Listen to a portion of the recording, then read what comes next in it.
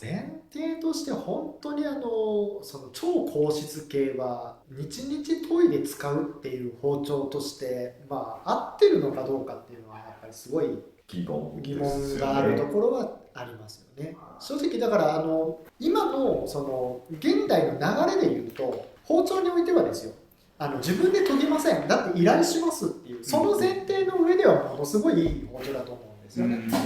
長くも切れ味も続くしよく切れるし錆に強いモデルが多いんで、そういう意味ではものすごく一般家庭としては使い勝手いいよねってやっぱり思いますし、うちもハイするのも圧倒的に家庭ですけど、でも本職プロの方になった瞬間やっぱり切れるようにできないっていう声の方がやっぱり強くなってってるっていうのはありますよね。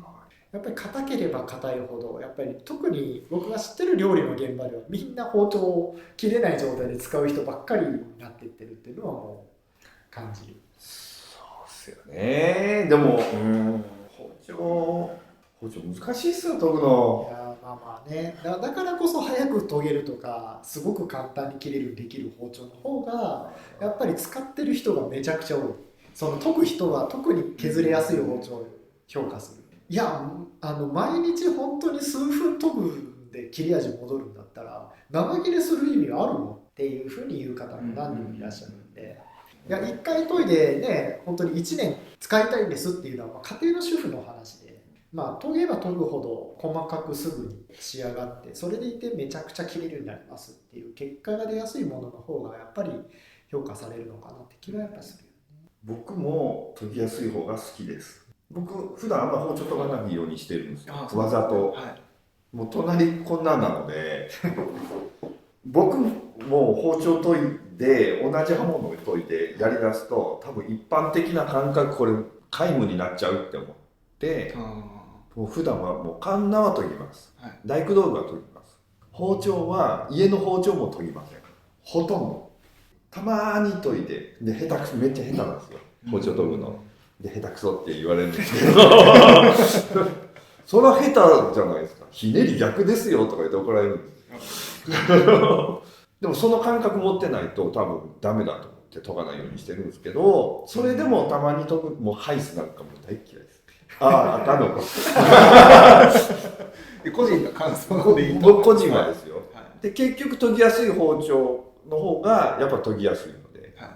やっぱちょっと研いでよって言われるわけですよ僕、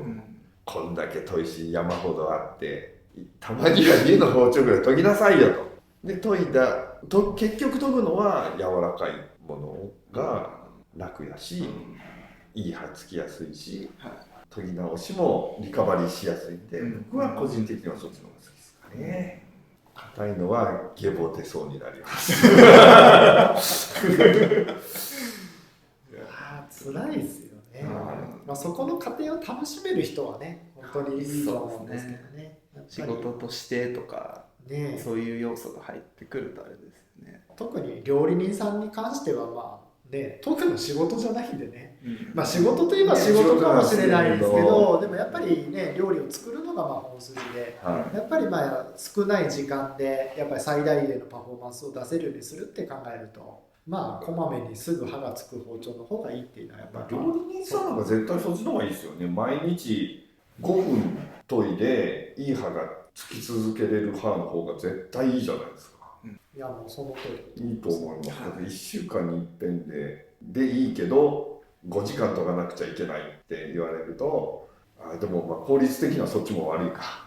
悪いし。ないですけど、でもね本当に契約店で本当に毎日中研いでるところとかはもう薄刃で言ったら8000番スタートで2ストロークで大体もう糸が研いだら買える。そうなってくるですよね。でも料理人さんでも硬い包丁使う人少ないでしょ。いや最近はめちゃくちゃ多いんじゃないですか。そうなんですか。売れてるものもそうですし、刃物屋さんが勧めるものもやっぱそっち系が多いと思うんで、まず錆に強いですって言った前提としても大体出てくるので V 金10号が一番レギュラーじゃないかなと思